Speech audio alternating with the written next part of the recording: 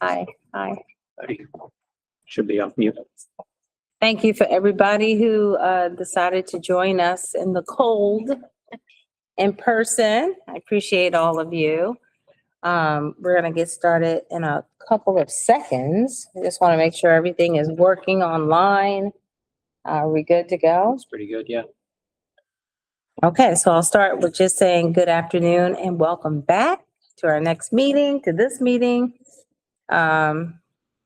This is the first meeting of the year for MCC, so we're about to get started again. We had a great year last year, and now we got some fun things to talk about this year. In today's meeting, we're going to begin with our roll call and housekeeping before we move on to presentation on the latest findings from Maryland's 2023 greenhouse gas inventory. Next, we're going to hear an update on federal climate action, which will be followed by a discussion on the priorities of this commission and all the working groups over the coming year. The meeting is going to conclude with public comments before we adjourn. So Chris, can you take us through the roll call and maybe go over the November minutes as well? Will do. Okay. Thank you. Afternoon, everyone. Chris Hoagland, Air Director, Staff Support for the Commission. So for roll call, as usual, go around the room in person and then online. I'll read the names of commissioners I see signed in for the sake of time.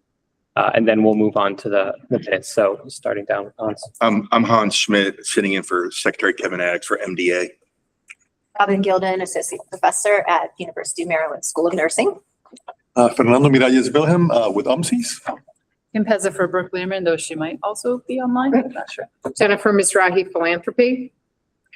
Russ Dickerson, Department of Atmospheric and Oceanic Science, University of Maryland, College Park. We have our chair. Thank you. Moving around to Darren. Darren Lobos, I'm with the Maryland Department of Transportation here on behalf of Acting Secretary Katie Thompson. Brian McGalley with Constellation, representing business community. Eric Fisher, chairing the Critical Area Commission. Kelly Speaks Backman, representing MEA. David Smedick, one of the NGO representatives on the commission. Excellent. Thank you all for joining us. And for the sake of time online, I will read commissioners I can see, and then we'll check if I miss any. So I see Secretary Chaudhry. Welcome. I see Beth Harbor. Welcome. I see Jamie Raley. I see Jason DeBow. Are you here on behalf of Secretary Flora? Secretary Flora is also on the call. Thank you. Oh, great. I see Secretary Flora. Welcome. Let's see. I see Secretary Kurtz. Welcome. Our co-chair, Kim Coble. I see Administrator Belton and Mike Powell. And Mike Hinson, are you? Oh, I see Secretary Strickland in addition to Mike. Welcome both. Okay, have I missed any commissioners on my way through?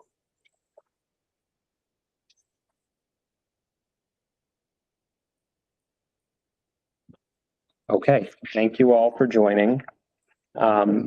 We will now turn to the minutes. As part of the meeting package, we have the minutes from our last meeting in November. I'll bring them up on the screen here. Is there any discussion of the November meeting minutes?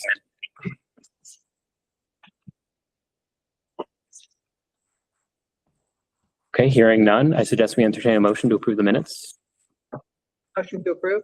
Have a motion. Do we have a second? We have a second. Okay. All in for the purposes of this vote, those of you online can just unmute and say your vote. All in favor of approving the minutes, please say aye. Aye. Aye. Any opposed? Do we have any abstentions? I'll abstain. I wasn't here. Since Director Speaks Bachman abstains. Okay, thank you all. The minutes are approved. So before we get into the meat of the agenda, any members of the public who wish to speak, we will have public comment at the end. So if you are online and you'll be wanting to give a public comment, just go ahead and put your name in the chat and we'll come back around and call on you at the end.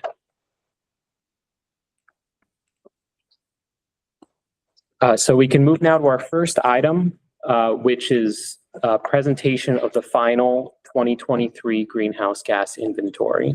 I think we have a new member. We the do have a new NBA member. Director. Yes. So maybe we can just let everybody know. All right, so we do have a new member of the committee, Kelly, the new MEA Director. Would you care to just say hello to us and tell us a little bit about yourself? Because we're so happy that you're here. We're going to miss Paul Pinsky. He was obviously the MEA Director for since this administration started and had a long history of doing great things when it comes to climate change, and he was all the great things you know about Paul. But you're here now, and so we're excited to have you. So I'm just going to give you a couple of minutes to say hello and whatever you'd like to share with us. Probably 30 seconds or less. Thank you so much. I'm thrilled to be here back in Maryland. For those of you who don't know me, I was with the Maryland state government about 10, 15 years ago. First at the Maryland Energy Administration and then as a commissioner at the PSC. I am thrilled to be back here where we can really make real differences in people's lives on behalf of climate, but also taking into account reliability and affordability as part of that mandate here at MEA and I'm sure across the state. So thank you so much for including me. We're happy to have you. We have a lot of fun on this commission. Agree on everything. Awesome. Perfect. You're gonna love it. All right, so now we're gonna, let's move on. Chris, thank you for the minutes and everything. So let's move on to our first presentation of the day to learn about, more about MDE's climate change team with the results of the 2023 greenhouse gas inventory updates. Thank you. Thank you, Chair. First, you may be asking, why are we talking about the 2023 greenhouse gas inventory when it's February 2026? So we presented a preliminary inventory about a year ago. We rely on a couple of federal data sets for which there are pretty long lead times for our inventory. So we usually provide a preliminary estimate with placeholders from prior years before we finalize it. One of the major categories where there is a long lead time is for fuel use in buildings. That's one of the reasons MDE last year promulgated a reporting rule for heating fuel.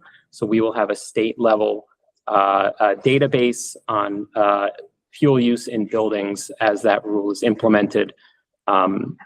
Additionally, we're trying to build more safeguards against the uncertainty in terms of how the federal government will continue to measure and report important data to the states. So anyways, we have the final 2023 inventory. We perform an inventory every 3 years. So the one before that was 2020 and the next one will be 2026 this year. And the inventory is where we total up all of the tons of all of the greenhouse gases emitted across the state, and we put them all together and see where we are relative to our climate goals. So the top line results of the final 2023 inventory is that it's showing about a 28% reduction compared with 2006, our baseline year. There are a number of methodological updates that we've made in this year's inventory, some of which have bearing on the overall results. If you'd like to discuss those in more detail, we're happy to. I'll just mention them for the sake of time today.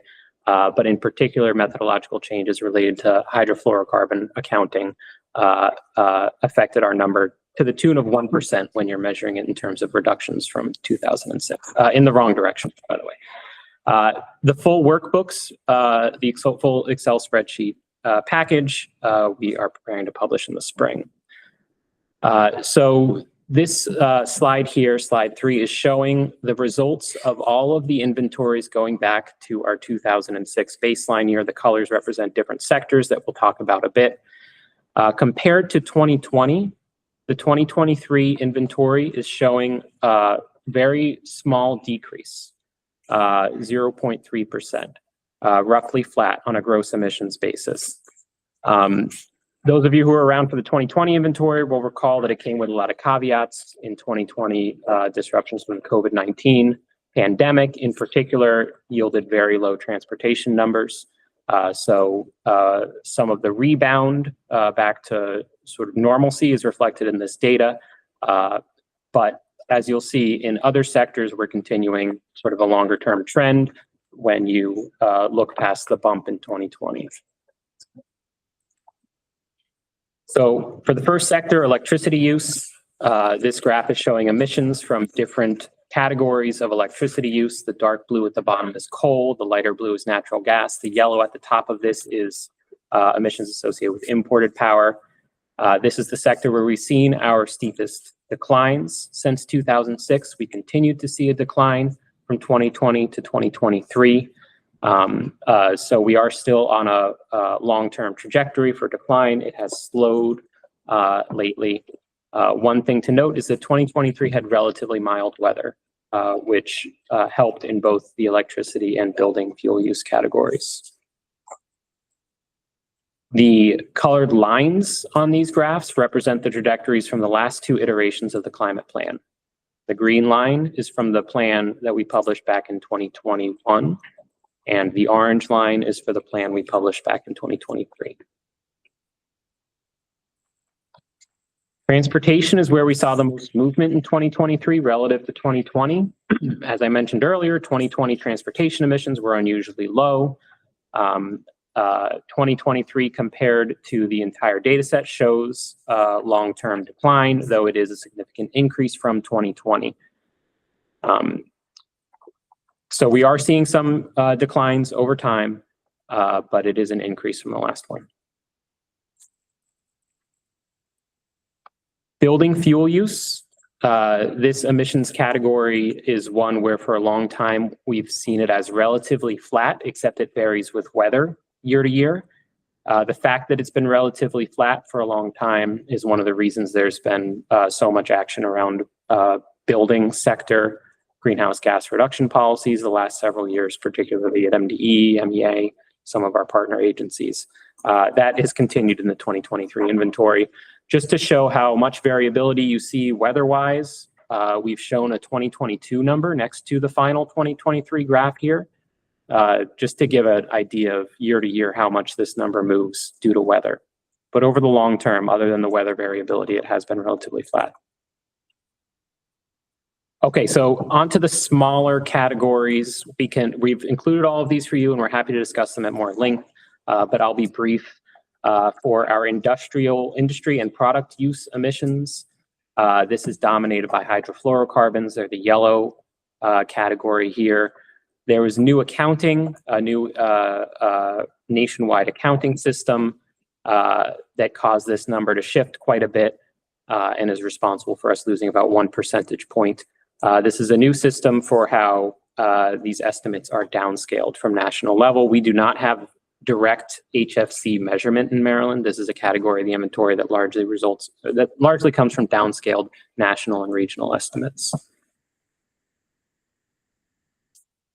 Waste management and agriculture varies as well year to year, not a particularly strong trend.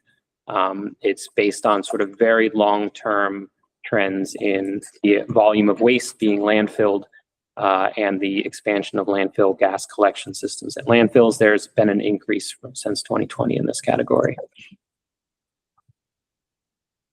Okay, so the final category is our negative emissions from forestry and land use. This is dominated by the dark blue area, which is forest carbon sequestration.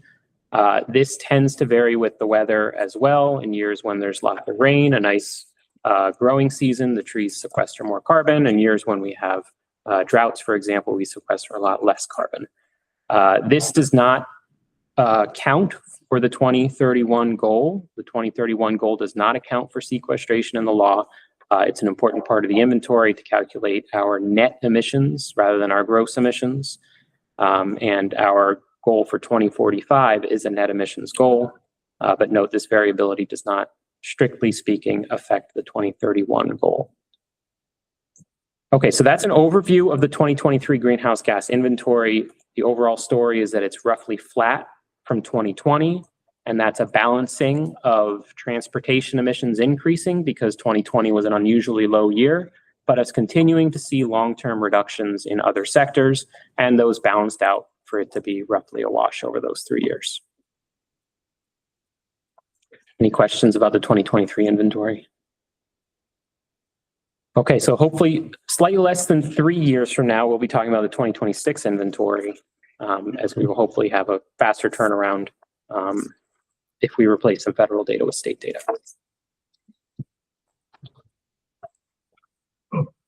Okay, that it? That's it for the 2023 inventory. Thank you all. Any questions before we move on? Sure. Just real quick, and the landfill capture, is there a policy driver for less capture and more emission, or is that just a combination of factors? There is a policy driver. We adopt a landfill methane rule several years ago that expanded sort of the coverage of landfill gas collection system requirements in landfills. I think that's a slow moving one, and it varies depending on how much waste has been added. This is a modeled sector in the inventory where we model sort of every year a certain amount of waste goes toward each landfill, and then there's a formula for how that generates methane over time. And so every year we add another cohort at every landfill to that. So there is a policy driver, but it results in expanding landfill gas collection system in some of the medium-sized landfills. The larger ones are already subject to that requirement. Yeah. Point out those bottom up inventories have been verified by in situ measurements and models. And the very first inventories were not very good. They're off by a factor of 2 or 3, but now MDE has fixed that. And we think for methane, we're in pretty good shape. And we even have some information on the trend on ambient measurements. So the support from NIST has been eliminated. Understood. So I don't know what the future holds.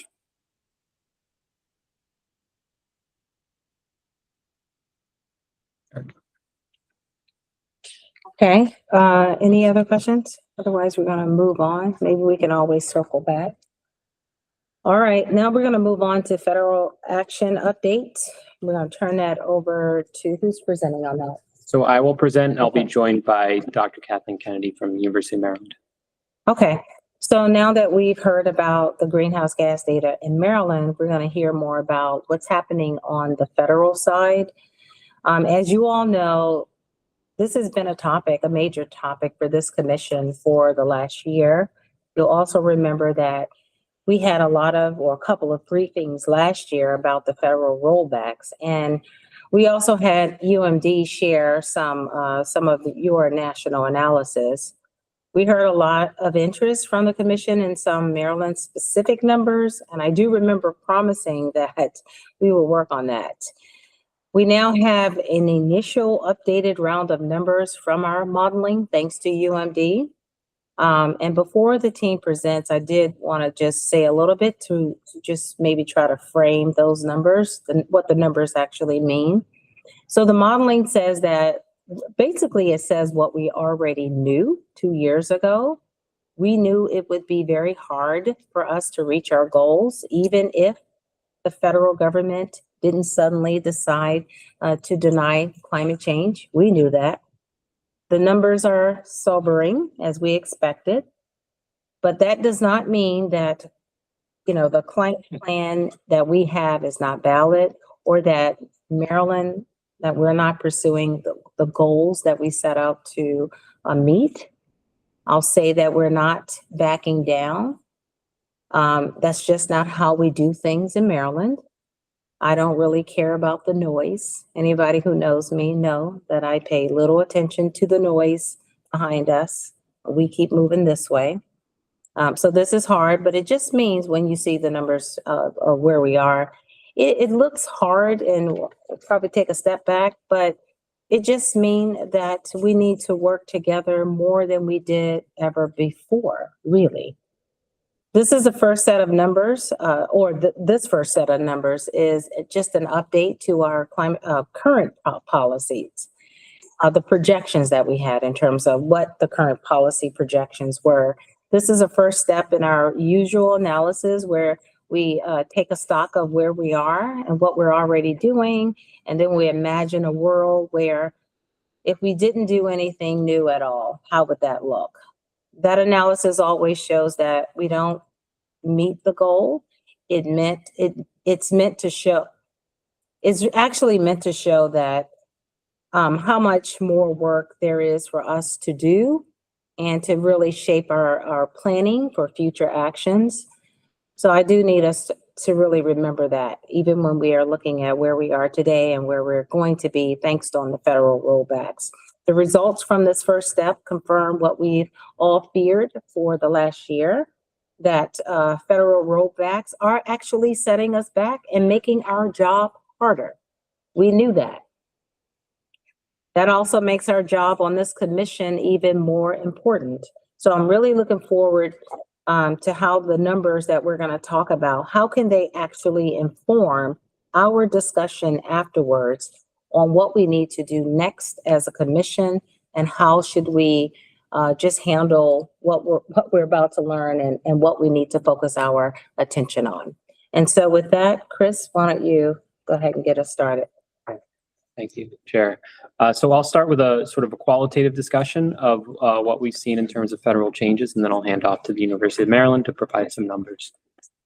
So as the Secretary said, the federal government has changed its stance toward climate change.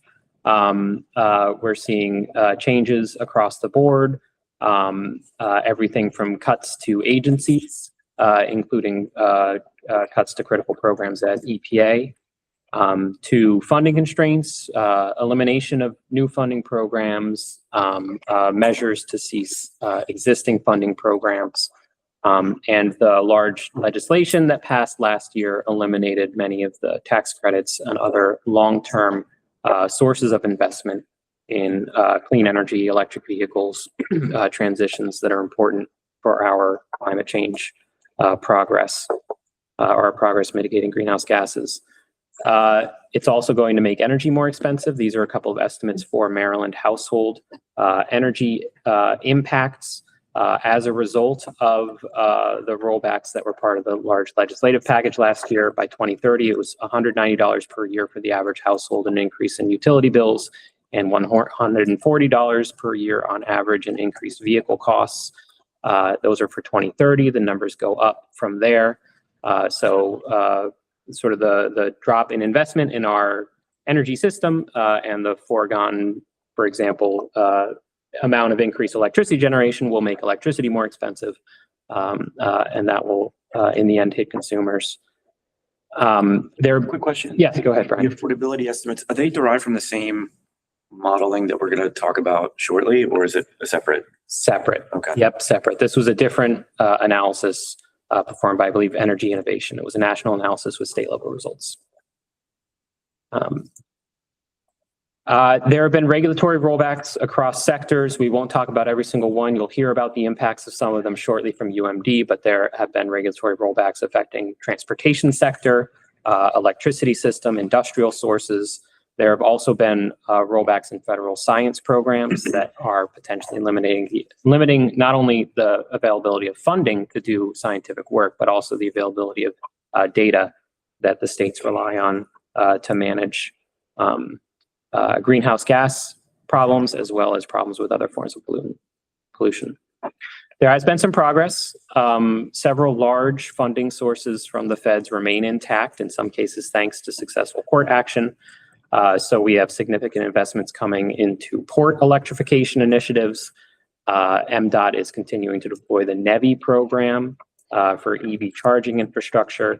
Maryland, several agencies around the table are partnering with several other states for two large grants, $50 million in Maryland for natural and working lands investments, and $78 million in Maryland for heavy duty charging investments. These are all large federal grants that the state is continuing to implement and has been able to sort of continue to secure that funding despite some early challenges. Yes, Darren.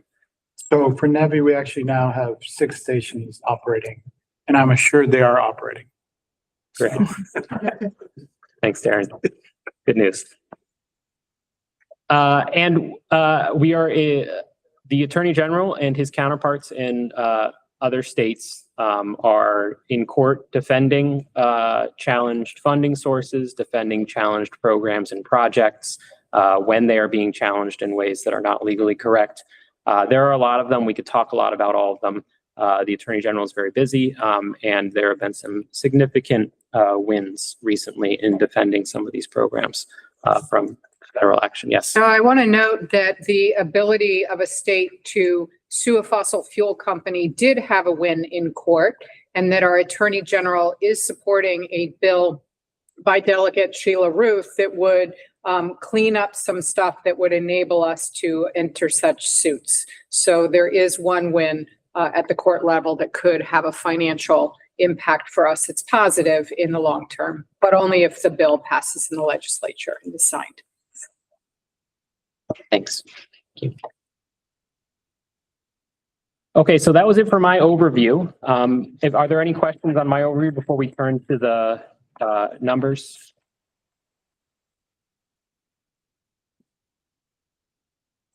Yes, Jennifer. I'm wondering if you have any sort of chart, if not now, or if you could send later, what the state funding levels were for the relevant agencies last year and what the administration's proposed budget is for this year, and also for the $292 million from the CEF, where that money is supposed to go, what percentage is towards climate or clean energy or low income energy.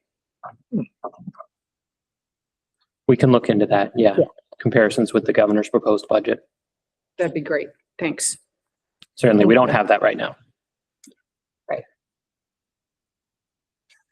Okay, thanks. So let's check Kathleen Kennedy. Yes, I'm here. Yep, we hear you. Jared, can we turn the volume up a bit? Yes. If possible.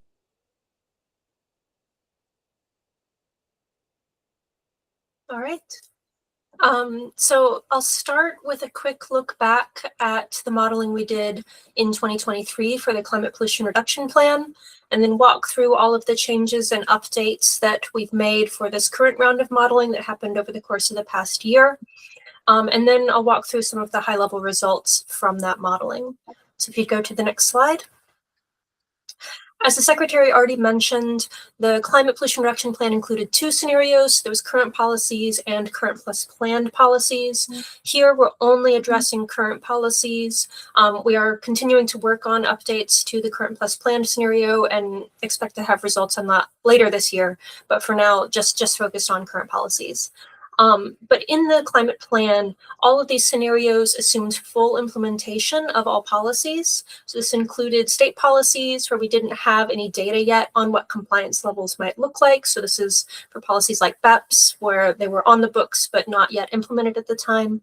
And then federal policies such as the IRA, which were assumed to be widely and quickly adopted.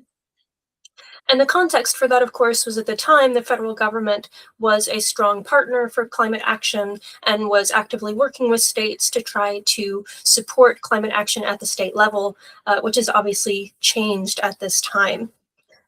The other thing to note is that the climate plan scenarios were prepared in 2023, and due to the same kind of data lags that Chris was talking about with the inventory, that meant that the full impacts of COVID and the COVID recovery were still being evaluated. So we had some information about that in some sectors, but it was incomplete at the time. And as a result of all of that, you see the high level numbers from the climate plan summarized here in this table. So we found a gross reduction in 2031 of 50% in emissions and a net reduction of 65% by 2045. So next slide. This is sort of a quick summary of all the many updates that we've made to this modeling. So first, we have updated an updated modeling tool and new data. So we've switched from using the GChem USA model version 6 to now using version 8.2. This includes a number of improvements, including a refined representation of the transport sector at state level, improved industrial dynamics, and many others. One of the biggest updates is that the model base year changed from 2015 to 2021. So this is not referring to anything about the state's GHG baseline year, but just the last historical year of data in the model before we begin projections forward. And so now having the 2021 base year puts the start of the modeling past the COVID dip. And so it allows us to make smoother projections into the future. We are also calibrating our results now to the new 2023 state inventory data with the methodological adjustments associated with that Chris already walked through. And we also have partial data on what electricity generation has looked like in 2025 and are calibrating to that as well. There's also a number of updated assumptions. So we know that the retirement timeline for Brandon Shores has been moved back from 2025 to 2029.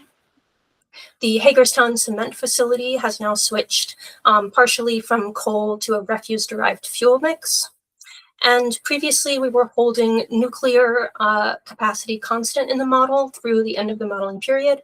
And now we allow for the model to add additional capacity beginning in the year 2040. And finally, in the previous modeling, we didn't have an explicit separate representation of data centers. And now in this round of modeling, that is broken out as its own category. We also have an updated representation of many state policies. So BEPS, RPS, Empower, and RGGI have all been updated. And it's particularly important to note that we now have updated data on many of these policies. And so we are now matching that policy impact in the real world to the extent possible allowed by the data. So we're moving away from the full implementation assumption that we had in the earlier modeling. There are also quite a number of updates to federal climate policies. I'll go through those in just a second on the next slide. So if you would go, thank you. So this is a list by sector of all of the provisions in the IRA and bipartisan infrastructure law that were previously being modeled and their status as of the end of the year. And you can see that all of the tax credits and other incentives have mostly been rolled back. There are a few things that survived, such as the nuclear PTC and biofuels incentives, but that is sort of few and far between, unfortunately. One notable one is that the methane fee for oil and gas producers is no longer in place. And there are a couple other policies as well that we model as rollbacks. So the corporate average fuel economy standards, the enforcement mechanism has essentially been removed. So we model that as a rollback as well. And of course, the California waiver being revoked for ACC2 and ACT. So on the next slide, we'll get into what all of this looks like. So here we have three scenarios. So on the far left, we have the current policy scenario from the climate plan modeling back in 2023. And then in the middle, we have a current policies before rollback scenario, which is a new scenario developed this past year. And it includes all of those policies that I just walked through. So it's sort of a where federal policies stood as of January 1st, 2025. And then last, we have the current policy scenario after all of those rollbacks have taken place on the right. And you can see the high-level numbers for each of these scenarios up at the top. And you can see that we land at a 42% gross emission reduction in 2031 and a 64% net reduction by 2045. And I do want to emphasize here that the before and after federal rollbacks is only representing the explicit policy changes. So there are a number of ways where federal influence is felt that aren't necessarily captured in this. For instance, federal attitudes toward offshore wind are obviously a key part of what will decide future deployment, but those are not considered an explicit policy change and therefore not captured in the difference between these two scenarios. So the two biggest scenarios where we see differences from the 2023 modeling are the transport sector in blue, where you can see an increase in emissions, and the electricity sector. So I'll go into a little bit more detail on those in the next slides. Next slide, please. So here we're looking at emissions in the transportation sector. And you can see the biggest change is this green category of on-road vehicles. And that is primarily due to the loss of the ACC2 and ACT waivers, which are being challenged in court, but here we model them as not being implemented. But you will still note there is overall still decarbonization happening in the sector. It's just happening slower than would have happened under those policies. So we can take a look on the next slide at specifically for passenger vehicles, for instance, what this looks like. So this sector is previously covered by Advanced Clean Cars 2. And due to the federal government revoking the California waiver, we see what previously was almost full electrification of the sector, now still having some market-driven electrification, but only reaching around 25%, a little bit more by 2045. And next, look at the electricity sector.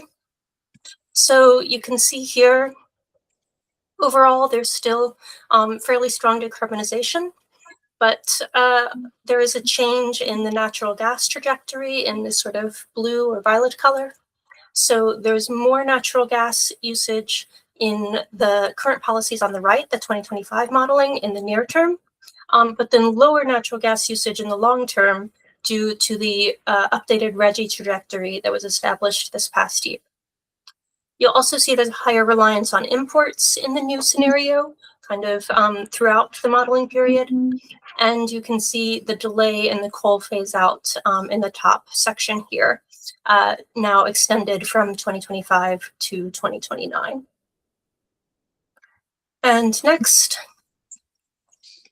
so we are continuing to work on these scenarios. So we'll continue updating them as new data becomes available and incorporating additional policy updates as far as possible.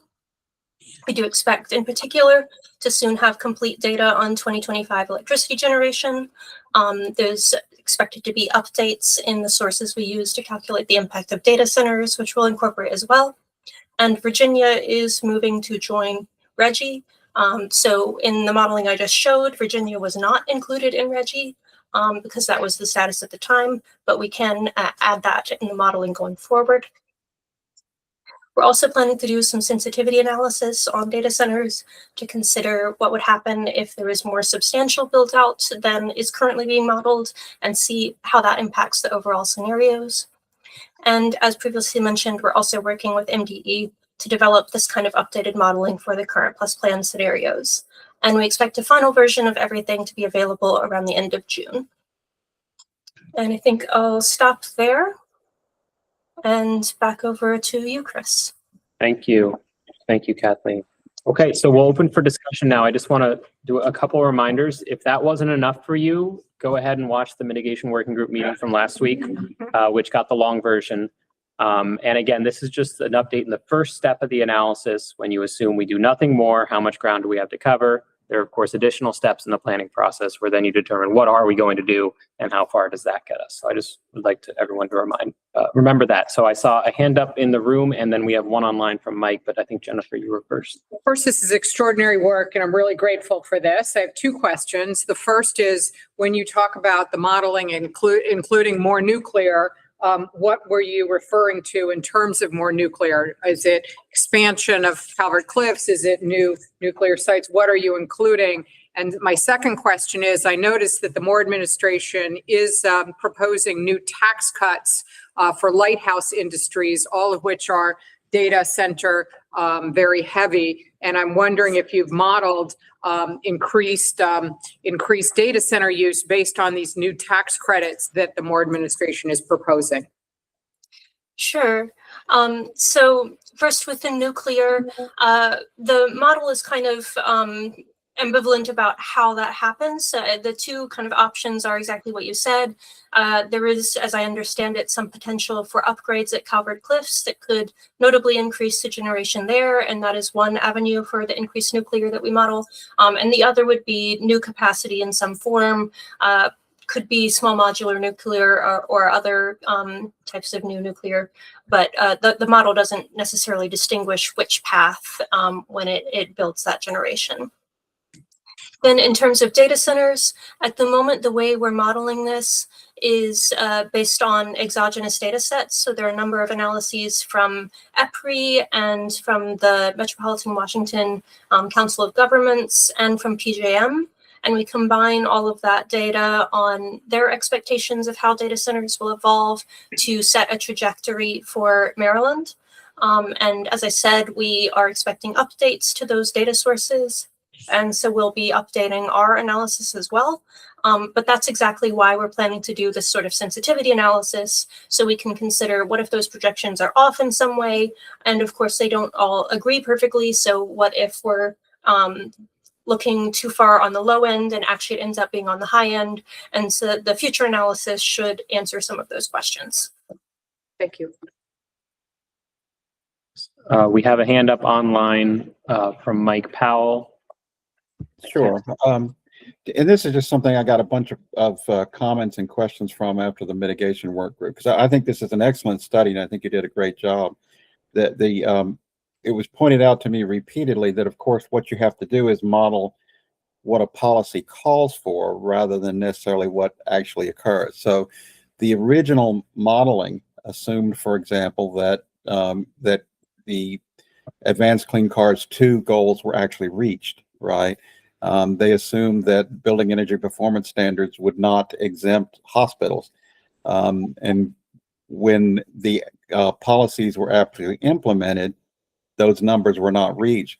There are people who would argue that those policies were never going to achieve fully what was on the books. So to some extent, what you've correctly modeled, I think, is a plan versus partly now a plan and partly a reality. And sometimes the reality falls short of the plan.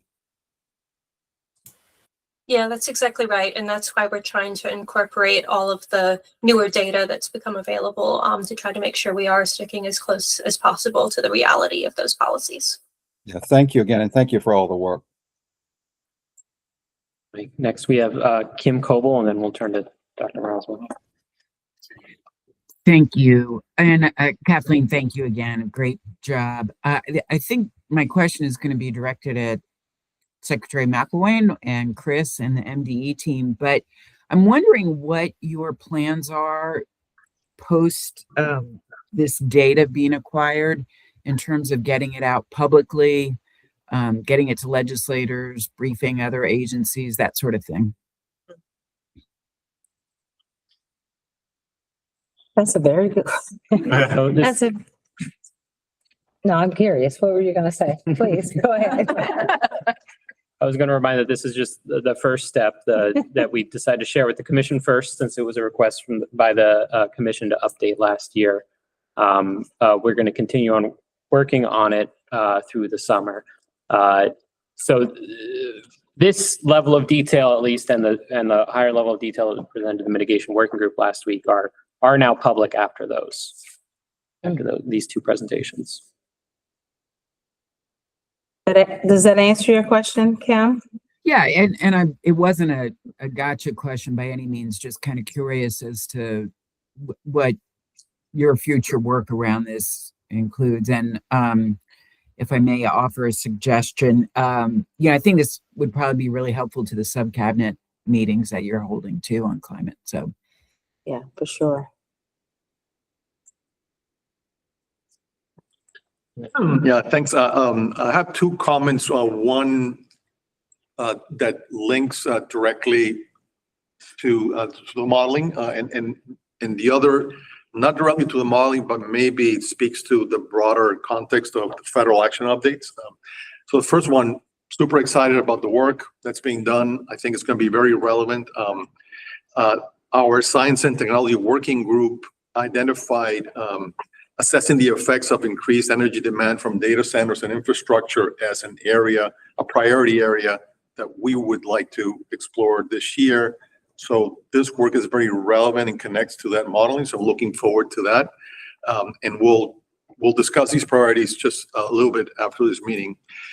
The second piece that's not connected to the modeling, or at least not directly connected to the modeling, but that is highly relevant to the broader federal action updates is because of our own interest in the group and looking at the connection between climate change and health impacts, we have been tracking the action that was triggered by the federal government introducing in August of last year an initiative to rescind the Endangerment Act of EPA's related to connecting greenhouse gases to public health impacts, and that moved very quickly. And the rescission was introduced. There was a short period of discussion that closed in September of 2025.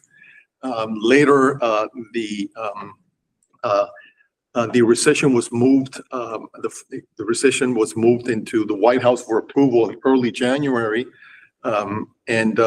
Just last week, we were thinking they're going to rescind it, and all of a sudden on Thursday of last week, the 29th of January, the Washington Post reported that the White House was pulling the rescission.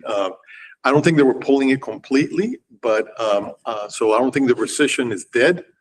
What was reported is that the scientific basis was very, very weak and was going to be easily challenged in court. As a group, and we want to continue working on this topic through 2026, connecting climate change to health impacts. But I think this also raises the role of the commission and the state to fill in whatever gaps may occur in connecting climate change to health as a result of this potential rescission. So just an alert to keep this group at alert. So that's sorry for the long comment. But. Oh, thank you. Thank you. Did I see a hand from, yeah, David Smetic. Yeah, thank you again for the report and the update on everything. I did sit in on the MWG meeting and had to sit with my thoughts for the last week or so. It is sobering, but it's a very helpful bits of information for us. And I think to build a little bit off of Kim's question actually is not only how is the administration and the commission going to share this information, but what else are we providing around it so that we're not just saying we're 18% away from our 2031 goal now, but how else are we setting the table to potentially fill those gaps? How much would I'm not asking for a complete new climate pollution reduction plan that you all did, 18 months of work on, but where does the zero emission heating equipment standard and the clean heat standard fill gaps that we're missing now from federal policy ambition in the building sector? How can the commission's recommendations for the low carbon fuel standard, or years ago, that was never taken up, the revamped EV rebate program, how can that fill the goal for those pretty scary transportation numbers? So I would love to see maybe for our April meeting, some updates about where the policies that are still priority for the administration and the agencies, how they fit in, where we need legislative help to fill that in again, that the executive does not have, sole authority over to move us forward. Just a little bit more teased out, because now that we've got the data, we know that we're falling behind. And how are we going to fill as much of those gaps as we can with executive action, and then where we need the legislature to actually step up and recognize if you keep tweaking BEPS, that means we're gonna have to do something else. If you're not going to provide more EV incentives, we're gonna have to do a low carbon fuel standard with executive power. Like, we need to understand, I think, a little bit more of the roles of the different agencies, the legislature, and the different branches here as we can try to fill the gaps. So that'd be a bit of a request and a comment in general, but that's after I think I went to have to go get another cup of tea after the MWG meeting last week. I have some of that teased out for our April meeting, and in the meantime, for the legislators, tomorrow, probably, but I think that would be really, really useful. Appreciate it. I think as we get into the conversation of the priorities, particularly the MWG priorities, if we keep pulling that thread to see how it interacts with MWG's work this year, in addition. And I would emphasize that a little bit. Sorry for speaking without raising my hand there for a minute, but I did hear on the MWG meeting as well some comments about how is this commission getting our information out? I know that we do good press releases. We've held some webinars in the past for our annual reports. We can't make the legislature listen to us. I recognize that. But I really think, again, we have put forward many, many policy concepts that, of course, need deeper work from the legislature after we put them out. But we are seeing, again, some backwards work on some of the stuff that we've tried to accomplish here. Sometimes we get great results, but I think there's a ton of ideas and ways and things that we put forward as a commission that are just sitting on the shelf and have been for years and years and years. And so I really think we need to be figuring out how we're communicating both these numbers and the fact that we have a slew of potential solutions that we can move forward with. And it's a hand from Mike and then Jennifer. Yeah, just your comment triggered something, and I can't remember the answer to this, but Kathleen can tell me. For policies like the Clean Heat Standard, which they are in the plan and which MDE has announced, but have not yet promulgated as regulations, are you including those in the estimates or not including that? No, we're not considering those to be current policies. They would be part of the planned policy scenario. Gotcha. Thank you. I just want to comment that with the new Speaker of the House, they've reorganized Chair Corman's committee to include energy, and they do seem keenly interested in more briefings because there are now new members that are new to these issues. It does seem that at least David Fraser Hidalgo's subcommittee on energy would be interested in a briefing on this, if not the entire committee. Even just taking Kennedy's brilliant presentation and putting it into a video and just sending it to them along with the deck could be helpful. Thanks.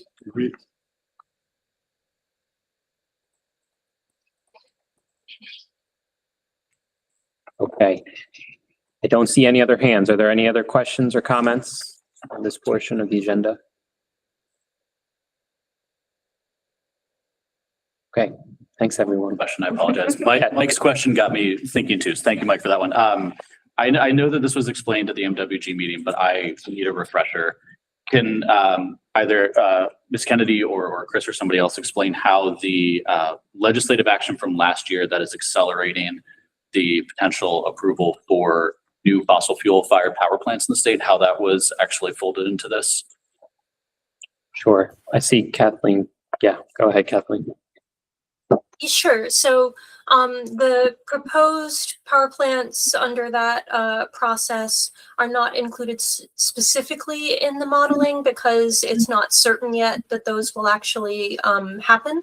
But we certainly do see more natural gas usage in the near term in these updated scenarios. And that's partly just a historical reality that we've seen generation increase through like the 2025 numbers that we have available, but also as a result of our updated approach to the policies that we're modeling.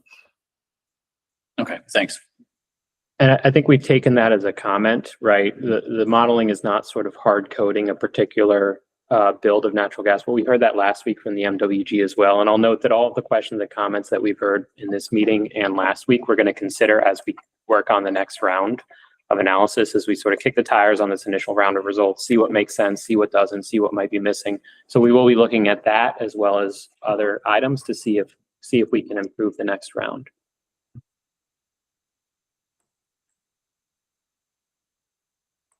Okay, and yes. Sorry. Does the commission ever do education for the public? I hear legislatures and the people that were needing to be educated, but then what about the secondary audience? Because I think the secondary audience of the public can put pressure on the representatives in their districts for more attention to climate change and health. And I guess that's the eco health or other work group. Yeah, the eco work group.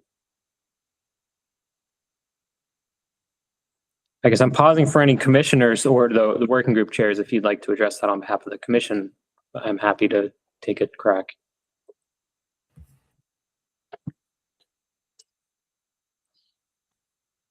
Sure, Mike Powell.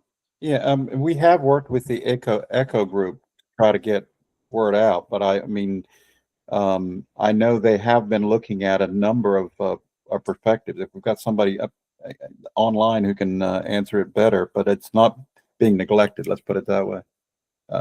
Amy probably can answer this better. Amy Lambert, our ECO co-chair. Amy, go ahead. Oh, well, we can't hear you.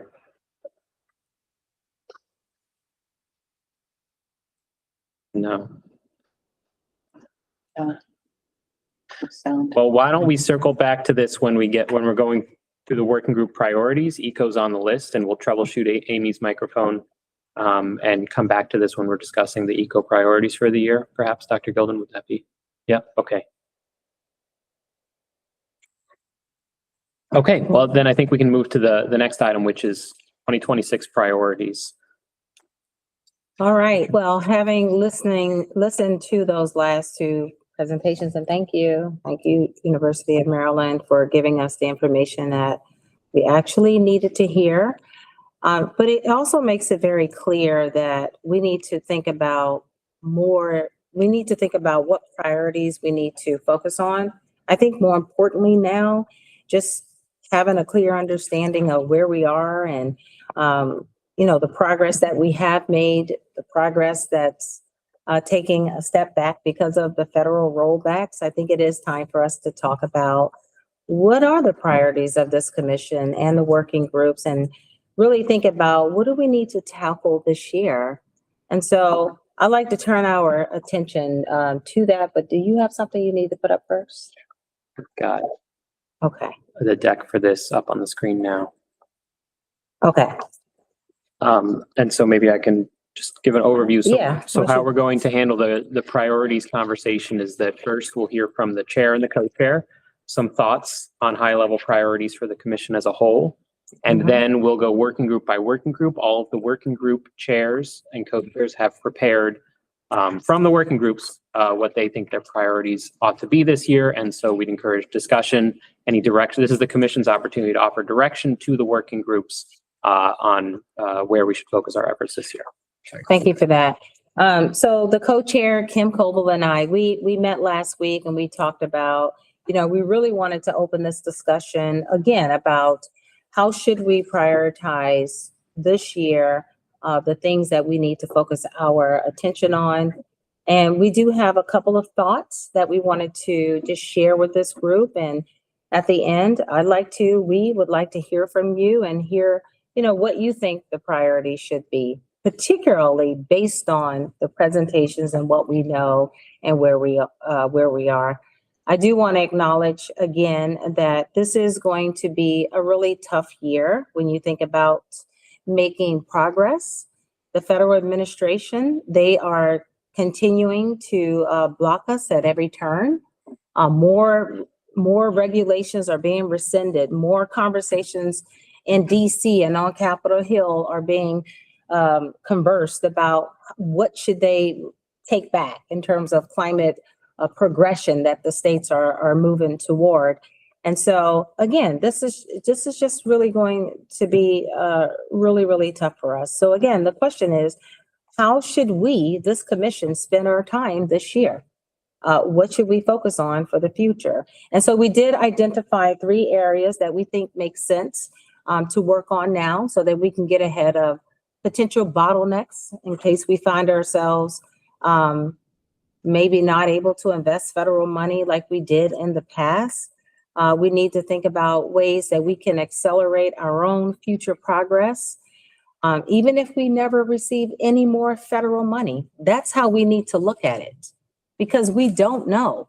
At any point, the federal government can just stand up and say, you know what, we're done, period. You get no more money from us. So we need to think about, well, what do we do? So climate financing is really, really important. So that's one of the first areas that I think we should really focus on. We've been talking for several years about how do we mobilize more investments in the state. And we need to keep working on that. And at the same time, we need to look at what other sources are there that can help us finance our climate actions and the climate goals that we have. And we really do need to look at what private investments, can we think about to help us offset the budget that we have in Maryland. So the question is, how do we bring in and direct more private investment in Maryland? It is something that we should really think about. I don't think we think about that enough, but there is a lot of money. There's a lot of money in private investment that I think we're not tapping into, and we're not making it a part of our strategy. So how can we structure state funding in a way that leverages private and public sources together? So that's something we thought that we can start thinking about this year. I want to mention that MDE, we are partnering with other state agencies and Maryland Green Banks because we're trying to complete a climate finance landscape assessment for the state. Now, I thought that was with Climate Alliance, though. They're supporting us in that. Okay, so they're the ones we have a contract with, right? They're facilitating that with some external partners. Yeah. Okay, so the U.S. Climate Alliance is helping us with the climate finance landscape assessment. And that is one of the areas where we can look at how do we map the public and private federal investments? How do we look at ways for making sure that some of that money flows into, some of the priority sectors that we've been talking about in this commission? I think the assessment that we're doing, I think it's going to actually help us identify some of the gaps where new tools and partnerships and innovative approaches are needed. And so I'm really looking forward to hearing and seeing what the results of that assessment is. The second thing that we talked about that I think is important to not just only us showing up and talking about all of the things that we talk about, but what about bringing in some experts so they can talk about structures and available mechanisms like we know about the Maryland Green Bank, the Maryland Clean Energy Center, which is a part of the Maryland Clean Energy Center. So we're envisioning a panel with our Green Bank leaders and private investors so they can help us establish models that maybe we can push forward. And I really would like for you all to really think about, do you think that's helpful? Do you think that would help us brainstorm a little more than we're doing? Just have some outsiders come in and really help us think about that. We like to end this year with really a strong recommendation on how to mobilize private funding. So that's the whole purpose of thinking about this assessment that's being done, bringing in experts, because again, at the end, we do want to think about a recommendation about mobilizing private financing. I know Kim is on. Kim, you had some ideas as well. Would you care to share those? Yes, thank you, Madam Secretary. And these are not my ideas, they're our ideas, because we did have a really productive conversation last week. And as we talked about public financing and private financing and that partnership that could be developed there, the other part that we're interested, well, there's two parts that we're interested in exploring in this year as a commission, and they're intertwined pretty closely. It's the priority green technology and business development, and then also workforce development. And so how those two things intersect is where we're interested. The commission and its experts, we know what technologies are needed. That was well established in the plan that MDE has put forward. We've got experts on the commission that can talk about technical logical fixes. And we would like to identify those that are priorities and those that work with the state's business development program, including our workforce development. So we can get a synergy going between green technology structure, green jobs, and workforce and business development within the state. As we unlock more funding in the state from private sources, as Secretary McElwain mentioned, we have to make sure that we aren't faced with the technology and workforce bottlenecks that can occur. And so the mitigation work group and the science and technology working group are centers of expertise in these areas and what the state needs to deploy in order to reduce carbon pollution. So our thought is to bring these experts together into an existing business development and workforce development programs and identify the priorities for their work. As a starting point, we could have a new economic benefit and workforce assessment. We've seen a lot of assessments about the benefits of new industries. I'm sure you guys have seen all the ones that are developed around data centers, and we should have that available for the green workforce as well.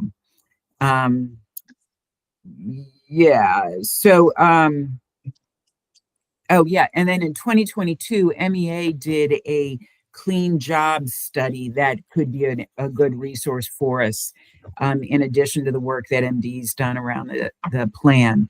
So we could use a fresh, targeted assessment of the benefits of growth in particular priority industry categories that speaks to the current moment that we're in and the lack of federal support that we have.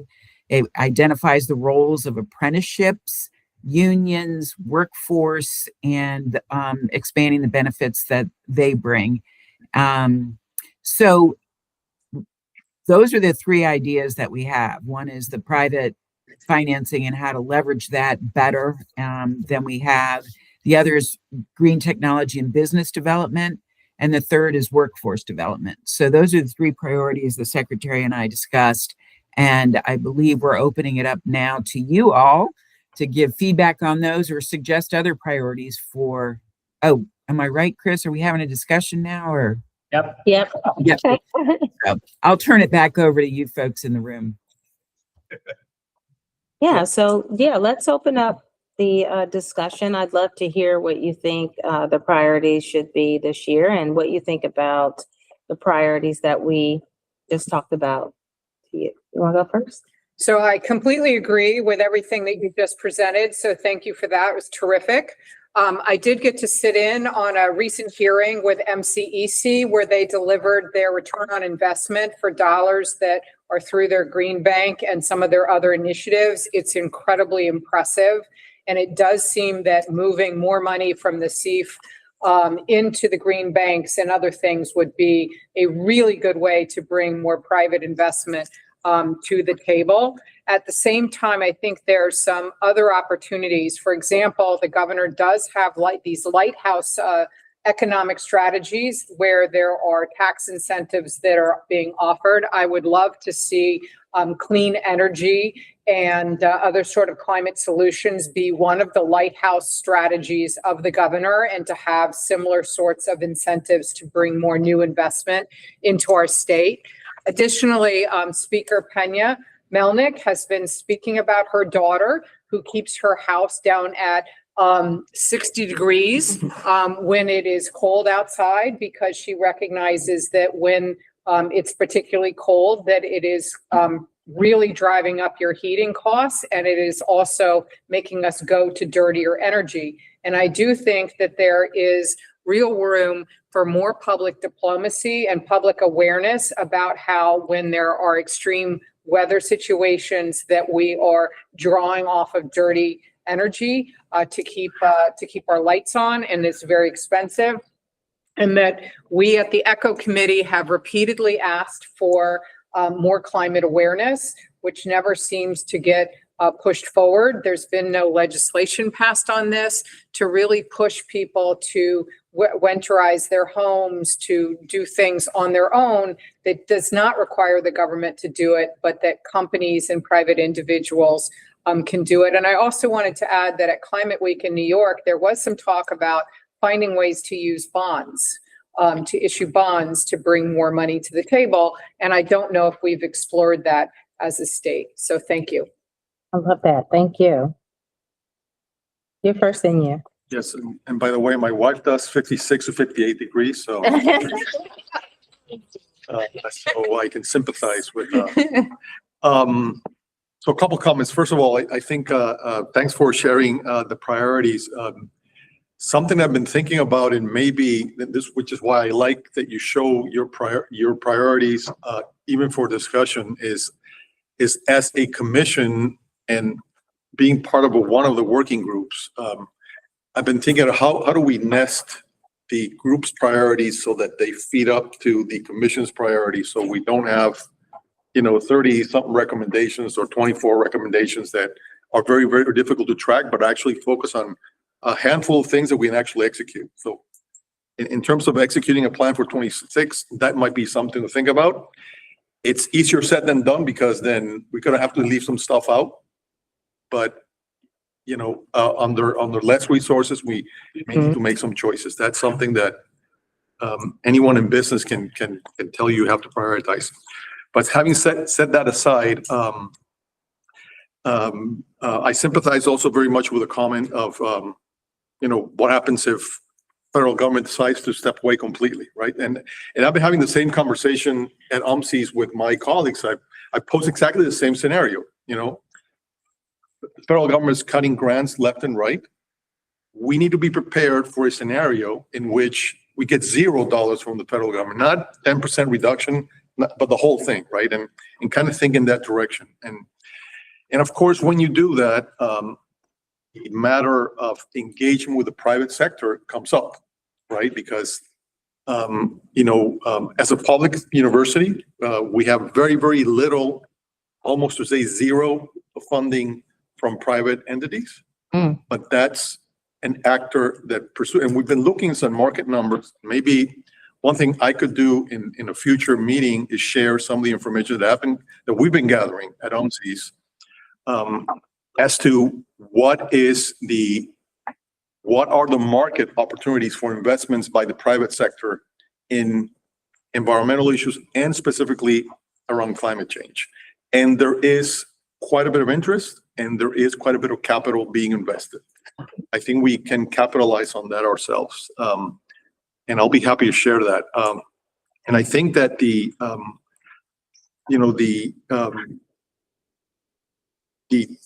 challenge for us is going to be, and maybe a smart strategy is not to seek private investments in the state for purposes of climate change, but actually seek private investment on the state for many work across some variety of sectors that also address climate change issues. So it becomes not an investment in climate change per se, but an investment in the broader economy that also addresses climate change issues. So those are some ideas that we can discuss, and just some thoughts. Thank you. I love that, because a lot of people do. I mean, a lot of companies are, they want to support what we're doing in Maryland. We just don't have like a strategic approach to actually going after that money.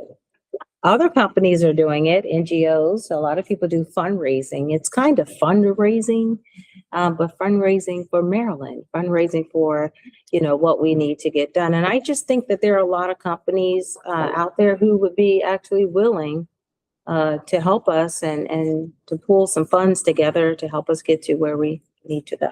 Yeah. Thank you, Madam Secretary. But enough of that. I really want to echo what Jennifer and Fernando have mentioned. I like the approach for this year and some of the prioritization of how do we attract and leverage private capital into the state even stronger to make it sure that it's aligned with our climate goals. I don't think that we, as a side part, I don't want us to ignore the continued focus on how the state spent its money, how we raise additional funds for it, or how we move things around to make sure we're investing in it with government dollars as well.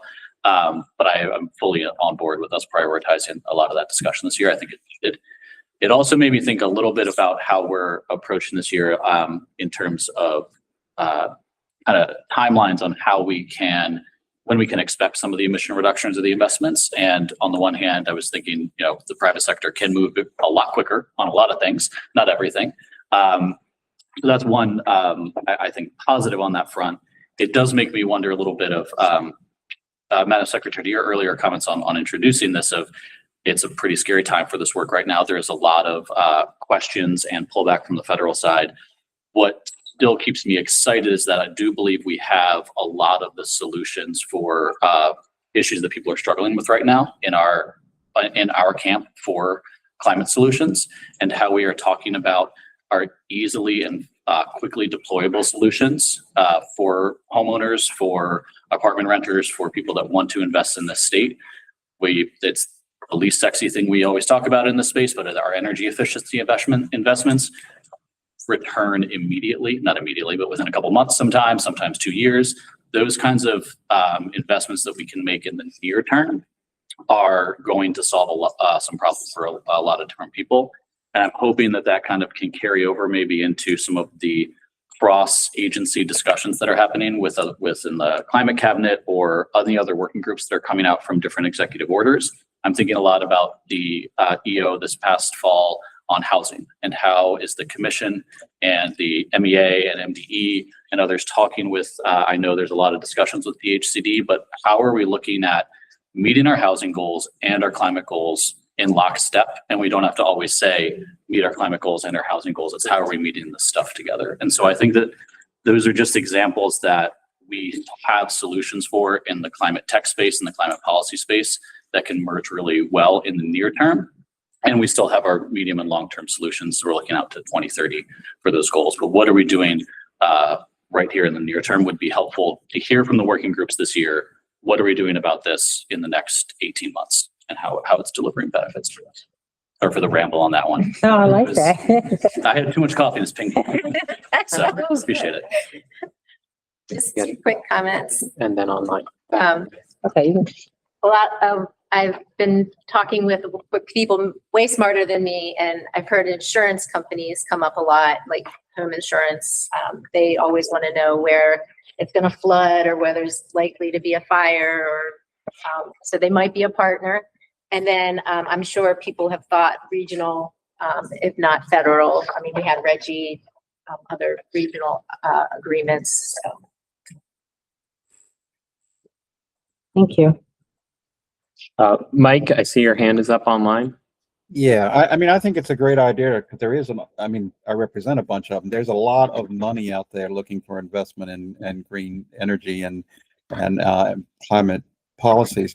I think one of the things, though, the analysis often seems to be lacking in Maryland is a comparison to other states. Because, I mean, I saw that when we did the Next Generation Act and making the way easier for solar development in the state. Money is flowing into other states that is not flowing into here. To fix that, you can't simply say we're going to make it better. You got to say, how do we compare with the other states that are seeking the same capital? And how do our changes make us, it doesn't have to be better than every other state all the time, but puts us competitive enough so at least some of that capital comes here. If you don't do that analysis, particularly for the neighboring states, if you don't say, why would somebody spend 20 million, 50 million in Maryland rather than Pennsylvania or rather than Virginia, then you're not getting at the root of the problem. Yeah. Thank you, Mike.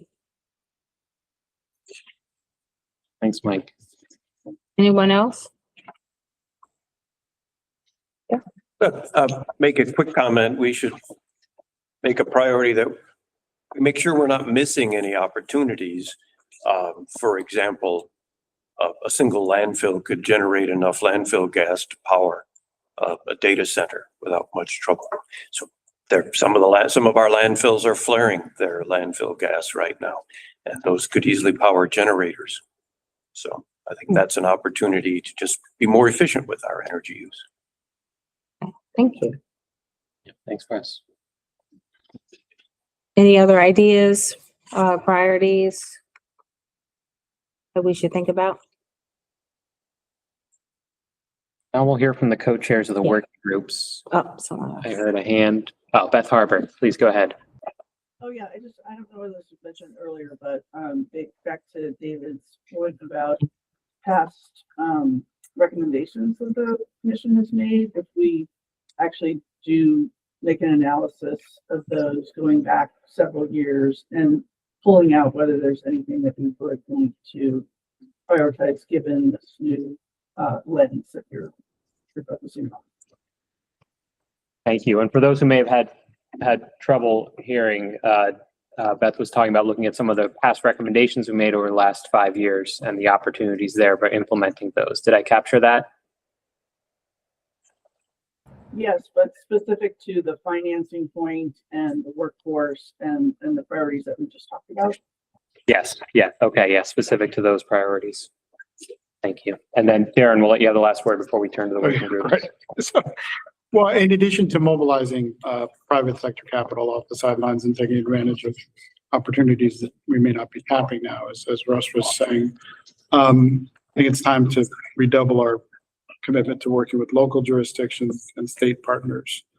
I noticed that both New Jersey and Virginia under new leadership are newly interested in RGGI, for example. All right. That's terrific. And so we're more likely to get things done by working laterally with states and then looking to local jurisdictions and the partner above us. The federal partner is increasingly unreliable and hostile.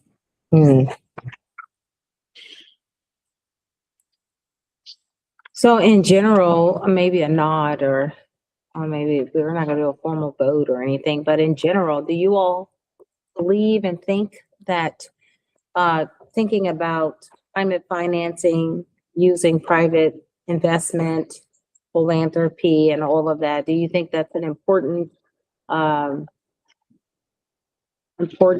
for us to talk about as a commission and spend some time on this year? Yeah, I see some nods. Yep, a lot of nods in here. Maybe some thumbs up online or thumbs down. Okay, cool. All right, great. What about, last thing, I know you're trying to move on. What about bringing in experts to help us think about those things? Do you all feel that that's necessary? It's a good idea, to have the Maryland Green Bank and who else did I say? The Green Bank and this other organization. Was it Community? Oh, yeah. And maybe other county level green banks as well. Yeah, to just come in and talk to us about, what can we do and give us more ideas on and maybe bringing in more funding outside of state funds. Yeah, yes. I think it's a great idea. I would also echo what Mike said about looking at other states and seeing how other states, I think, for example, about the Connecticut Green Bank, which is highly successful and longstanding. Good idea. Okay. All right, then we'll do that. Okay. And we'll think about the other areas too, priority areas that you all brought up. Thank you so much. We can move on to the next. Okay, so next we'll hear from each of the working group co-chairs in alphabetical order. Just a time check, we have a little bit more than a half hour left. So we'd ask the working groups if we can get through one each, maybe every 7 minutes, then we'll have a little bit of time for public comment at the end. So first we'll have hear from Secretary Kurtz about the ARWG priorities. Great. Thank you very much, Chris and other commission members. Thanks for having me today to talk about this, and apologies for not being in there. I heard people keeping their heaters at 60 and 58. We got down to 41 last night, but that was not intentional. So that's why I am at home. We're going to cover a couple of the priorities for the Adaptation Resiliency Working Group. The first is the Climate and Health Profile Report update. We're really excited about this one. This is working with the Science and Technical Work Group. I'll get into a little bit more details. Strategies. Whoop, can you go back just one, please? Yep. We're going to talk about strategies for resilient coastal living, some of the tools that we have at the state that we think would be good to share with local governments and vice versa. And I also just wanted to touch on, while it's not one of our stated priorities for this year, we are continuing to work on the Next Generation Adaptation Plan. And we now have a public tracker. So members of the public, our community members and our working group members can see kind of where we're at agency by agency. to really also, I think, try to bring more people into the work. I think one thing I just heard and that we're trying to do with the ARWG this year is bring in more outside perspective, other states. We've done that at the CoSmart Council. It's been really effective for us in building out a regulatory platform. And so we're going to start doing that at ARWG even more. Next slide, please. So the climate and health profile report says the update. So this is a combined effort with our colleagues at the Science and Technical Work Group and several commissioners. This is an update on a report. I guess this will be about 10 years from the previous one. And really what we're looking at is how this report can be a resource for local governments, for policymakers, and for those who are interested in incorporating and updating climate and health impacts, how we pair that data together. And I think what this report will allow us to do is think critically about how climate is impacting our communities across the state of Maryland, and think about interventions that improve people's health. It's absolutely something that is happening here. We've seen, unfortunately, so many deaths related to this cold snap. And so having a really clear picture, or as clear a picture as we can, as the health impacts to Marylanders, we think is going to help us better drive to the solutions that are going to have maximum benefit for Marylanders. Next slide, please. So the strategies for resilient coastal living, as you know, Maryland has had for all of the coastline we have, we basically look like the state of California, even though we're very condensed in terms of the amount of coastline. And so what we're doing is we're really looking at a wide range of strategies that are allowing people, community by community, actual parcel by parcel, that allow us to really be successful in being resilient. And then where are there times when we know that we need to give people opportunities to move and things like that. And so we'll be looking across a wide range of different community-driven processes and programs to better give us the idea of potential tools that we have and tools that we need to build. And we're going to host a panel of partners to share knowledge from locations that have already rolled out these programs. So again, building on what we were just discussing, bringing in leaders from other states and other governments. Next slide, please. And so this one, I think we're really another one that is a real opportunity for us, is helping better local governments, city planners, et cetera, tap into the tools that we have and the guidance that we have, and how to really integrate what's going on at the state with what's going on at the counties and the problems that they're having. And so what we'll be doing is discussing current barriers for governments and best practices for increasing those tool and data uses with directly those people that would be and could be using it. And so this, again, is very much about going out and hearing from those that are struggling with some of the impacts of climate change, and ensuring that the tools that we have at the state can be tailored to meet those needs. Next slide, please. And that is the end of my update. So happy to answer any questions if folks have them. And thank you all very much. Thank you, Secretary Kurtz. Questions, comments?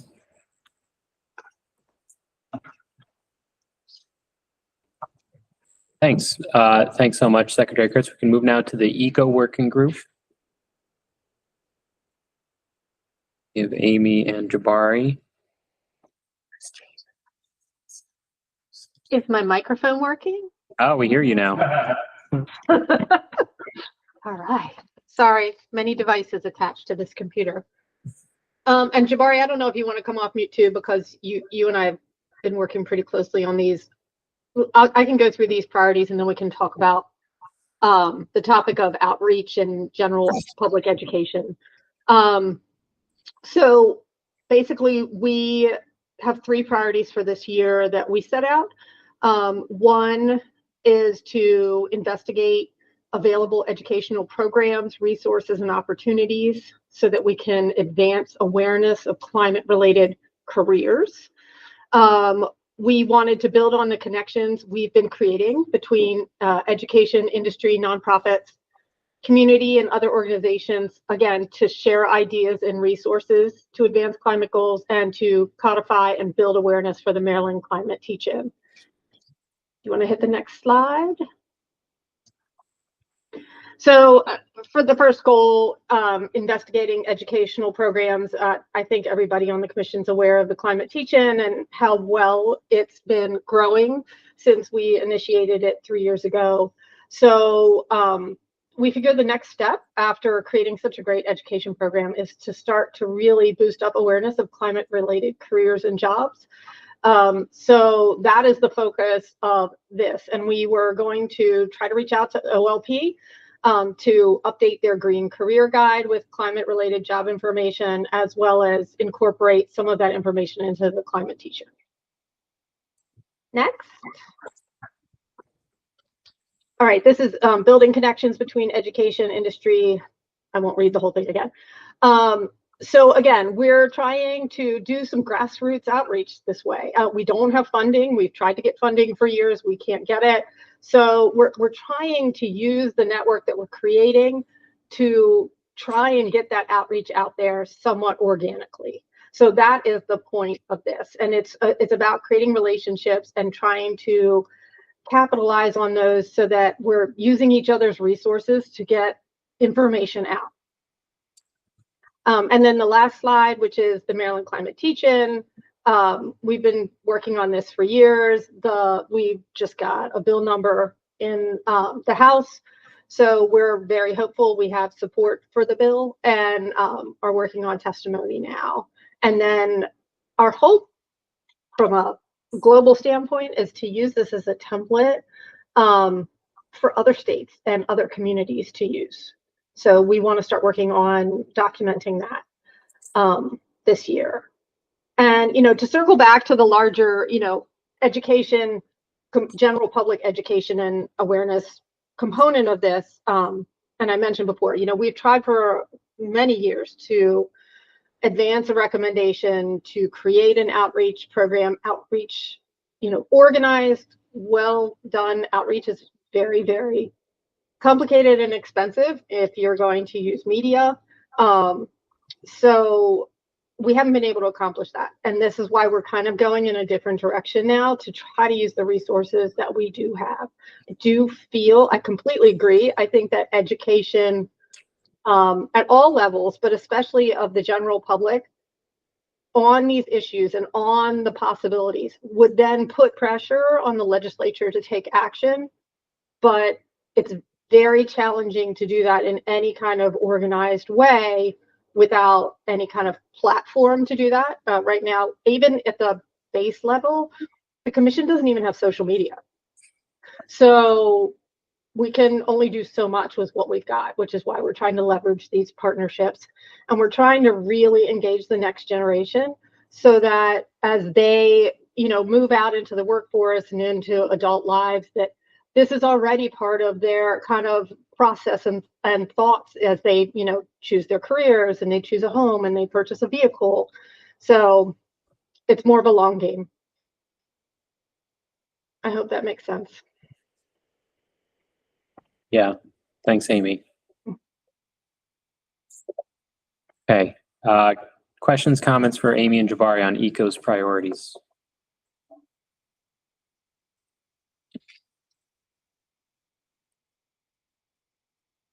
All right, thanks so much. So we can keep moving through the working groups. Next would be the mitigation working group. Our co-chairs Kim Coble and Mike Powell here. Kim, you want me to take the lead? Sure. Obviously, one of the first things we will do is carry back the discussion that the commission just had about how they would like us to prioritize particular issues. And so we'll be taking that back. This is a list of the items that the mitigation working group in its most recent meeting had listed.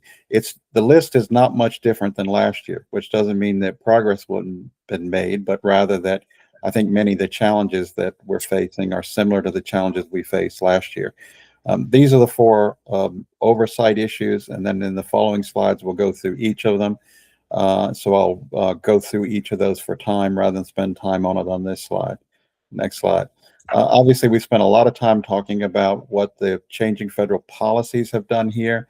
I think that this item is focused upon what can we do to offset some of the changes going on in the federal level. I mean, for example, they repeal the tax rebate for electric vehicles. What can the state do to offset that? As that would be an example. There are other examples as well. But I think that'll be one of the focuses of the mitigation working group, at least as we conceive them, subject to feedback from the commission about how they would like us to adjust it. Next slide.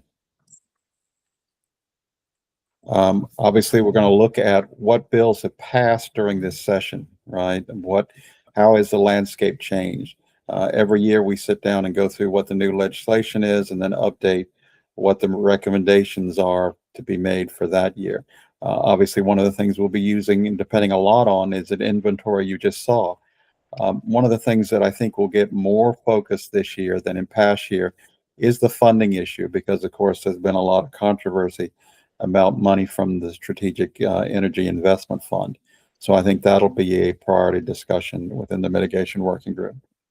Next slide.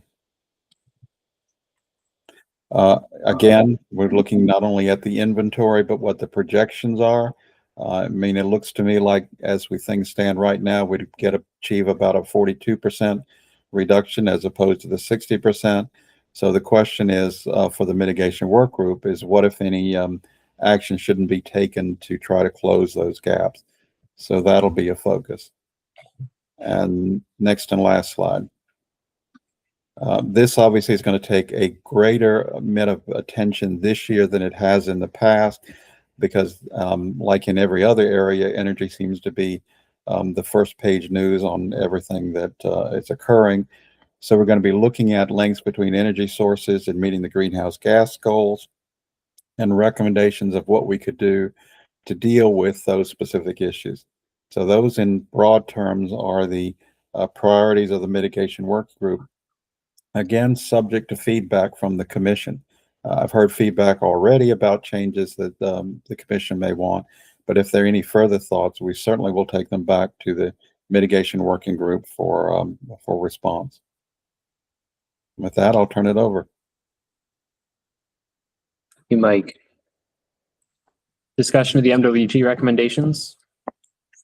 Yes, Jennifer. I'm hoping that the commission will continue its support of cap and invest and also potential litigation against fossil fuel companies as part of our goals within that. And also, I just, given the limited number of dollars that we have available, I caution against further subsidies and financial incentives on EVs, and instead perhaps pivot to a trade policy that would allow the cheaper, better Chinese cars to come in that have very good results. And Canada is starting to import the Chinese EVs. Again, they're much cheaper and supposedly very good. I've ridden in them. They're not that much cheaper. Is that what you're hearing? I'm hearing they're selling them for under $20,000. I wonder if it would be that same amount here, though. Well, with Probably. Trump tariffs, no, let's do this. Yeah. Okay, I get that. Yeah. All right. Thank you. Thank you for that. Okay, if there's nothing further on MWG, we can turn to scientific technical working group. Dr. Fair. Yes, thanks. And I'll give a general pitch, and my colleagues Russ and Robin are here to correct any of the larger mistakes I'll very likely make. In coming up with our priorities, we want to do two things, or balance two things. One was to, first of all, be consistent with recommendations that we provided last year. Basically, if we recommended something last year, the logical next step is that this year we focus on those things, right? Not try to focus on recommending other things. So that was part of it. And then the other driver was to, and going back to my earlier comment that maybe our recommendations and priorities need to follow more of a nested structure where we would maybe focus on less things, and I'll reiterate that, and that we can execute. We wanted to find priorities for the STWG group where we could connect with the priorities of the other working groups, right? So that we could synergize, right? So that's that drove our rationale for coming up with these priorities. The first one is a little bit of a continuity priority. just earlier today, we were looking at the inventory of greenhouse gases. Greenhouse gases that are very powerful and very relevant to Maryland are methane and nitrous oxide. And this provides a little bit of continuity to that inventory and accounting effort for mechanisms to reduce methane and nitrous oxide emissions from the state. So that's going to be one of our priorities. I think the second priority is what I'd like to call, it's like a rescuing priority. We kind of went to the patent, saw something that we did many, many years ago that was very relevant at the time, but it's kind of dated, and kind of provide an update to that comprehensive assessment report, climate change impacts in Maryland, that was done back in 2008. So try to, bring some updates to that. The third priority is where we connect with ARWG in looking at estimating economic and health impacts of mitigating climate change in Maryland. And the fourth it's a little bit new. It was actually not included in our recommendations of last year, but it's a topic that's very relevant. It's data centers, artificial intelligence, and impacts on energy demands. And it connects, I'm sure, with the work that other groups are going to be working. So it kind of fits into that rationale. So I'll just walk you very quickly through the four. I was toggling on my machine like if I was driving this. Sorry. I told you I was going to make a huge mistake. So anyway, so this one, methane and nitrous oxide are very relevant to economic activities in the state, and probably less understood than its other greenhouse gas siblings. So we want to leverage the expertise that we have collectively in the state to address these issues, and but not only address the reduction of emissions component, but also what those reductions would imply for economically sensitive sectors in Maryland, like agriculture, industry, and as well as residents, right? So it's not just reducing the emissions, but also what economic impacts that would have, or social economic impacts. So that's the scope of that. And by the way, I have to commend Jared for adding those cool chemical. Those were not in our original slide. So very creative, I think it was you, Jared, in case, yeah. So this looks like a Jared thing to do. Sorry. Next slide. So back in 2008, the state of Maryland published what was at the time a very groundbreaking, report. Those of us that were around at that time remember this as a kind of a groundbreaking report nationally. We were talking earlier about what other states were doing. So in 2008, we were kicking butt nationally in assessing impacts of climate change. Sorry for my language. It's no, that's the language we use here. right. But we did that in 2008, and it's with the advances in science and technology that has taken place since, it's probably time for that an update. But it's not just taking that report and updating the data and producing a new report. It's also trying to leverage with many other efforts that have been happening, not only in science and tech, but also, for example, a very interesting, important report came out last year from the Controller's Office, right, on the costs. The 2008 report, as great as it was at the time, did not address much of the costs or the economics and the economic impacts.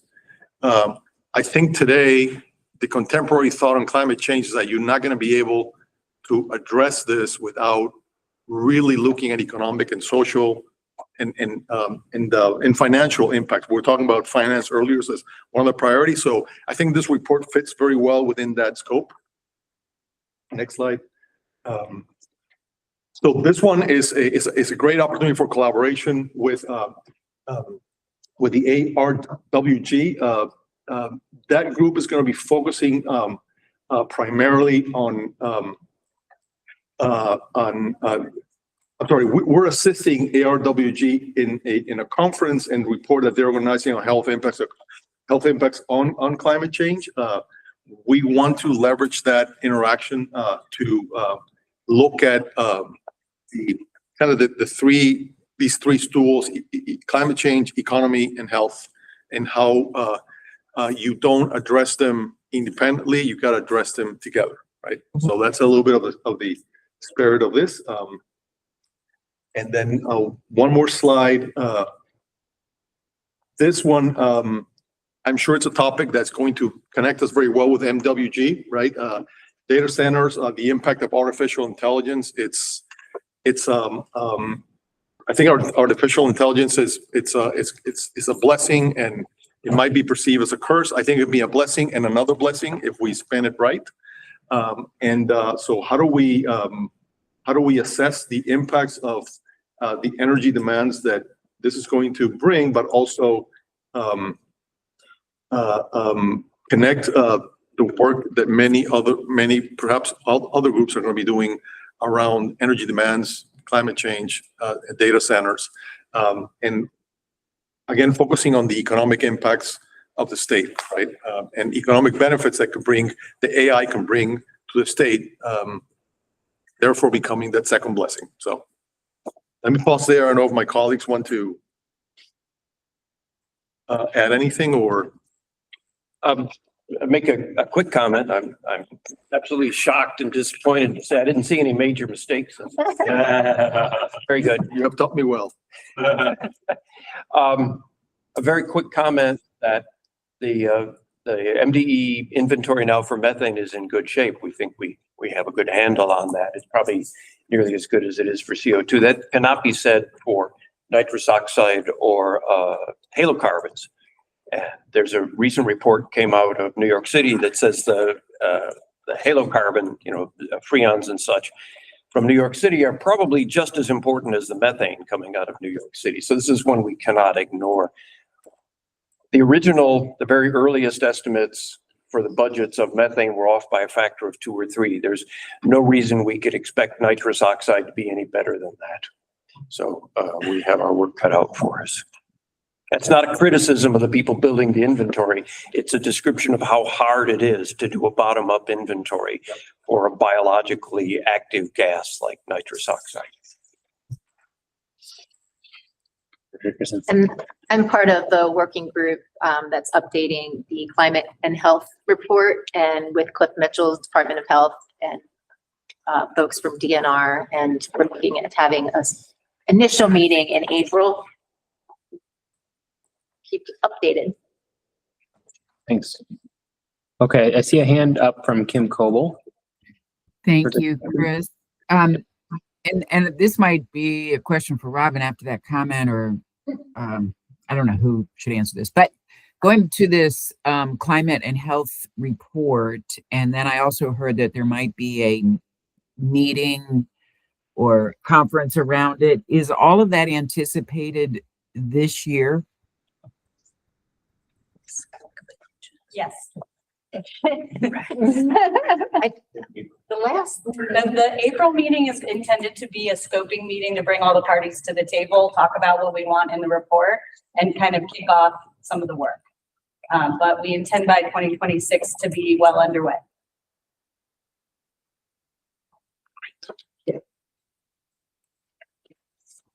Thanks.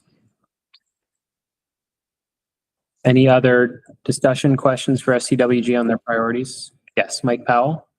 Just one on the data center issue, because this is one that I've wrestled with a bit.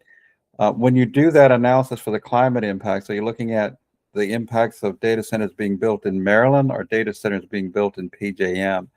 Because at least the analysis I've seen indicate it doesn't make much difference whether it's built in Baltimore or York, Pennsylvania, in terms of energy demand on the grid. Excellent point. Yeah, I don't think we have an answer for you, but definitely that issue will be considered in the analysis.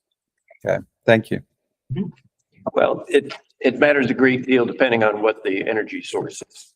Oh, absolutely. The energy source is an entirely different issue. It's just once you get into, okay, let's say it's going to be solar or natural gas, huge difference between the two. What powers it? But if you're looking at the economic impacts, may be different. So if you're weighing the pros and cons of it, you have to start out with, are we weighing the costs and benefits of building in PJM or the costs and benefits of building in Maryland? It's just two different questions, I think. Yeah, good point. Great, thank you. Okay, anything else? Yes, Jennifer. I just want to go back to something mentioned in the ECHO presentation, which is that this commission does not have a social media channel, and it just seems that that's really missing. There is a lot of important work here that seems it should be on LinkedIn and at least, and so if not on Facebook and other channels. So I'm wondering if there's any way that we could have a social media handle for some of the work being done here. I think we can talk with the ECO and the steering committee about what the barrier is and what can be done. Yeah, I mean, it may have to do with the commission's formal status. Is it a thing with its own social media? Is it part of the department? We'll have a conversation with ECO and the steering committee and get back on that. I was gonna wrap it up. There'll be a little bit of public comment. Yeah. Yep. Okay, so we only have a couple of minutes. So I was trying to think as you all were talking about the themes that it sounds like we have this year that we're going to focus on. So one, we talked about finance, where we're going to do some initial exploring of what are the impacts on existing financial tools and, how can we maybe expand for new solutions. So that could be an outcome, maybe a recommendation that we'll get out of the finance theme. The other theme I got out of what I just heard was energy, to analyze and recommend some solutions perhaps that address affordability and climate. That's what I got out of that. That's the second, maybe some kind of recommendation around that. The other was education and outreach. I kind of saw ARWG pretty much working with, what was the other group? The education group, what's it called? Oh, ECO. ECO. Kind of the same themes I saw in terms of education and outreach. I wrote some notes on strategies to engage the public, local government and schools. ARG said the same thing in terms of focusing on engagement and building resilience and hosting panels and providing guidance and working with local governments. So I'm not sure what recommendations could possibly come out of those two areas, but I was just trying to highlight where I think our focus is going to be this year, and particularly as you all, the working groups, are thinking about these things. I think I missed the science piece, didn't I? I'm not saying it. Where's the science slide? I'm sorry, I didn't even mention Some of science. it's in there. Right? But we're good. I mentioned a little bit. You did? Let's revisit that. Okay. No, they talked about data centers. Data centers. Yeah. Okay. All right. I know we only have a couple of minutes now. Did I miss anything? You sound like we're in a good shape in terms of going forward. Good try. Okay. All right. You want to turn it over to public comment? Yep. All right. Thank you. We'll close with public comment. We have one person signed up so far. Anyone else who would like to offer public comment, please put your name in the chat and we'll get to you. In the meantime, we have Jeff Silva signed up to provide a public comment. Mr. Silva, go ahead and unmute if you're ready.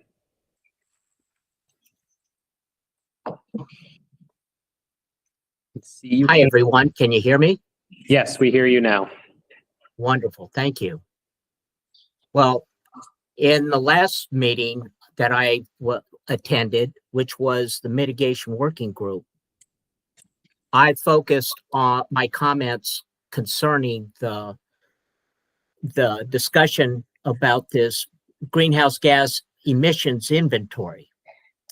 And basically, I think you're beating around the bush, because for a minuscule cost, this commission can mobilize climate activism. And that's what you're going to need in order to be able to get any positive response in order to change our economy to transition away from fossil fuels. And that's what we need to do. At this meeting, we were presented with Maryland's 2023 greenhouse inventory. The previous inventory was mentioned in the 2022 Maryland Commission on Climate Change annual report, was saying that it was there in a 2030 greenhouse gas reduction act plan and the greenhouse gas inventory document. I visited the greenhouse gases inventory webpage here at the commission's website. Now that webpage did not reference in any of the, wasn't referenced in any of the commission's annual reports because the greenhouse gases inventory reports do not exist. At the greenhouse gases inventory webpage, there are no total gross greenhouse gas or CO2 quantity statements about Maryland's greenhouse gases. Some quantified info is found, but without any mention of Maryland's total gross greenhouse gas million metric ton values for a measured year. In Maryland's June 2023 greenhouse pathway report or climate pathway report. Because the data is not presented in a relevant manner, you allow every excuse for anybody to be able to do anything or motivated to do anything about their own greenhouse gas emissions, or put it otherwise, we're poisoning ourselves. I suggest that there should be a greenhouse gas inventory report as a standalone document with an issue date. The report must have a printed annual greenhouse gas gross tonnage amounts and net annual greenhouse tonnage amount that are polluted by our Maryland economy. Also, we need the same type of totals from the preceding inventories for performance comparisons by the reader. The amounts of greenhouse gases from each major source also should be listed. Without the annual Maryland greenhouse gas tonnages that stated and the report presents how many tons of methane, CO2, NOx, and fluorocarbons were reduced from the 2006 base year. And from a previous inventory that we could report, that is when their combined percentage of a reduction of greenhouse gases from the 2006 base year could be presented. Now, you see, I'm talking about, this is the first statement about percentages. I've been concentrating on actual values. Interrupt. We are running a little over. If you wouldn't, sorry, we're running out of time. If you wouldn't mind concluding. And we'll happy to follow up on how information is laid out on the website. And I will send you my comments in print form. Thank you. For you to include. But anyhow, you're already collecting this data. If you want to get a mobilization, you also have to produce these quantities and possibly display a per person of climate pollution quantities for each of these greenhouse gas reports. Thank you very much. Now, no excuses. We have a target. We could have to meet it. Bye. Okay, thank you. Thank you, Mr. Sullivan. Thank you so much. That concludes public comment.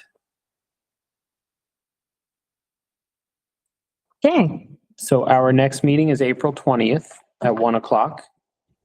We will bring back the priorities to the steering committee as we establish agendas. Expect that meeting in the in the meantime to be our typical post-session meeting. But we'll follow up if there are changes. I saw, David, anything to? Procedural question. In terms of last year, we had a process for individual commissioners to submit proposed recommendations to get in the hopper for the working groups. Is that process still going to be the same for this year? Is there going to be something else that, yeah, just curious what that looks like. Yeah.